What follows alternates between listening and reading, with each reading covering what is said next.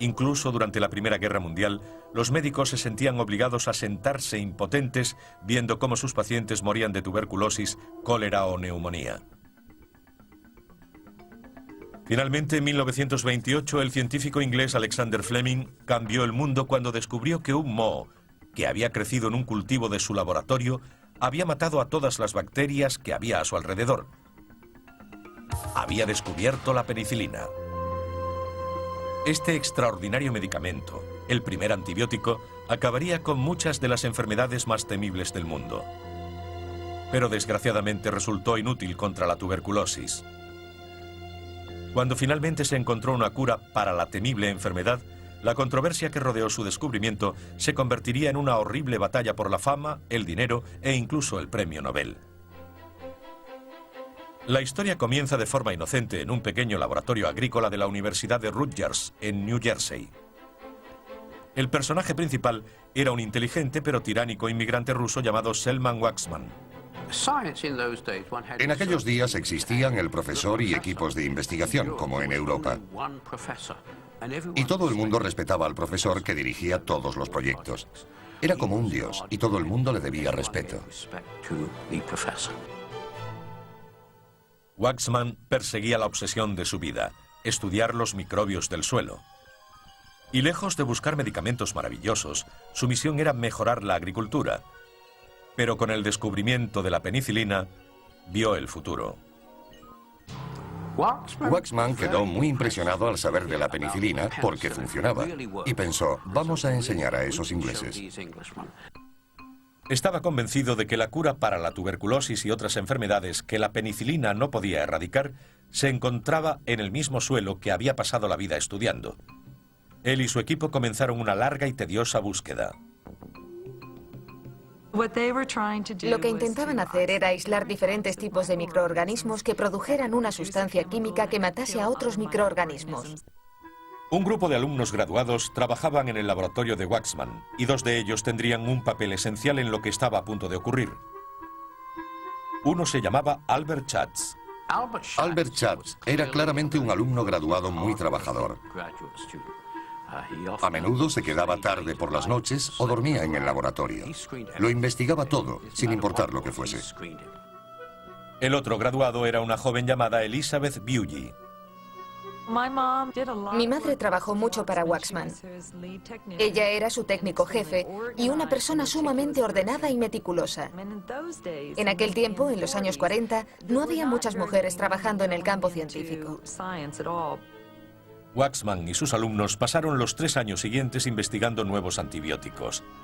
Finalmente, en 1943, tras miles de experimentos, Albert Schatz descubrió que un moho llamado Streptomyces griseus era capaz de matar al germen responsable de la tuberculosis.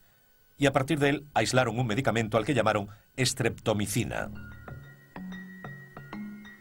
El equipo de Rutgers no cabía en sí de júbilo y enseguida publicaron un artículo anunciando al mundo su descubrimiento. En aquel artículo se mencionaba a 3 personas, Selman Waksman, que era el jefe de laboratorio, mi madre y Albert Schatz. Los 3 son reconocidos como descubridores de la streptomicina. Pero casi antes de que se secase la tinta de su publicación, el milagroso descubrimiento se vio envuelto en una gran controversia. Realmente, mucha gente desconoce gran parte de lo que había tras toda esa historia, que acabó siendo una de las más tristes de la investigación. El primero de una serie de cuestionables acontecimientos que rodean el descubrimiento ocurrió casi inmediatamente. Solicitaron una patente junto con Merck para hacerse con los derechos de este medicamento, ya que pensaban que tendría alguna importancia clínica. Los nombres que figuraban en la patente eran Selman Waksman y Albert Schatz. Faltaba el de Elizabeth Bewley. Solo habló de ello una vez que contó a mi hermana que ambos hombres le habían pedido que renunciara a su derecho a la patente y firmase un documento asegurando que no tenía nada que ver con el descubrimiento de la streptomicina. Y la razón, según mi madre, es que ambos le dijeron que al ser mujer, pronto se casaría y tendría hijos, dejando el campo de la investigación para siempre, por lo que su reputación no iba a ser tan importante. Ella firmó el documento, por eso su nombre no aparece en la patente. De ese modo solo quedaban Waxman y Schatz. Y cuando parecía que el éxito de la estreptomicina sería enorme, ambos se prepararon para hacerse ricos.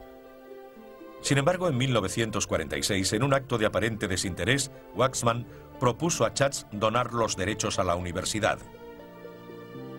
Al principio, la idea era donar los frutos de los derechos de la estreptomicina a una nueva fundación de la Universidad de Rutgers. This institute now serves as a center for scientists from all over the world and is dedicated to the free pursuit of knowledge for the benefit of all mankind. A Albert Schatz se le pidió renunciar a sus derechos de patente a favor de la Fundación de Investigación de Rutgers. Y lo hizo de buena gana. Schatz lo hizo creyendo que Waxman había hecho lo mismo. Lo que pasó es que una parte de ese dinero fue a parar a Waxman. Al parecer, Albert Schatz lo averiguó y se disgustó mucho. En 1950 demandó a Waxman por el dinero que estaba recibiendo. Waxman se lo tomó como una afrenta personal y el asunto se convirtió en una reñida batalla judicial. Nunca nadie se había enfrentado a él respecto al descubrimiento de algo en particular. Y Albert Schatz simplemente dijo: yo descubrí la estreptomicina y estoy en la patente. En su declaración, Waxman argumentó que Schatz no fue el codescubridor de la estreptomicina, sino uno de los muchos alumnos que resultó estar presente al final. Schatz fue descrito por Waxman y algunos otros como una persona descontenta, excéntrica y de personalidad inestable.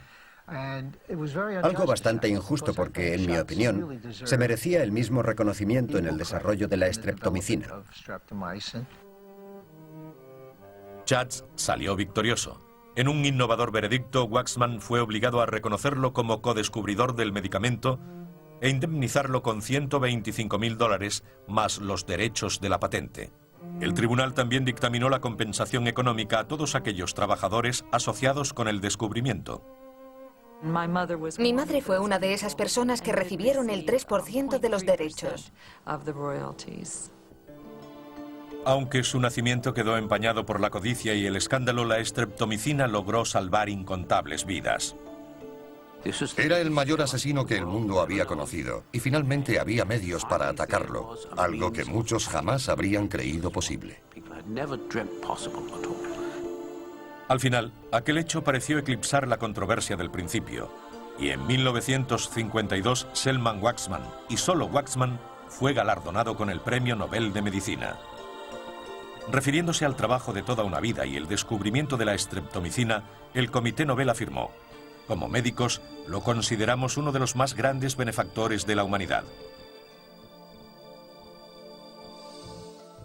Tras 6 meses de medicación diaria, Christopher vuelve a ser un saludable niño de 2 años. Pero el misterio no llegó a resolverse. Los investigadores no fueron capaces de identificar al portador.